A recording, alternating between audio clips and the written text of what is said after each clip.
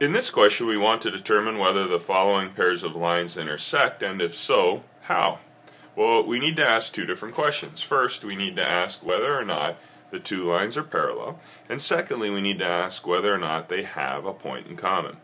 So what we're going to do is determine first of all whether or not these two lines are parallel.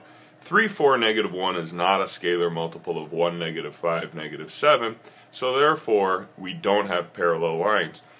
In this case, what that means is we either have two lines that intersect at one point and only one point, or we have two skew lines. So we're going to determine that. We're going to let the x-coordinate equal the y-coordinate.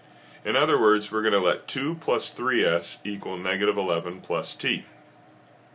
We're then going to let the y-coordinate of the first line equal the y-coordinate of the second line. 3 plus 4s is going to equal 11 minus 5t. And you'll see here that we have two equations in two unknowns. We go about solving and using the method of substitution, and we get that s is -3 and t is 4. So when s is -3 and t is 4, the x and y of these two lines coincide nicely. What we need to do now is determine whether or not the z-coordinate intersects nicely.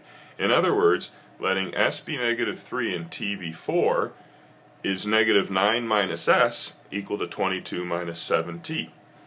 Well, we let s be -3, we let t be 4, and we see that the two z-coordinates do, in fact, equal. That means that there's one point of intersection. And letting s be -3 and plugging it back into the first equation, we can determine the exact coordinates of that point of intersection. And in fact, it is at -7, -9, -6.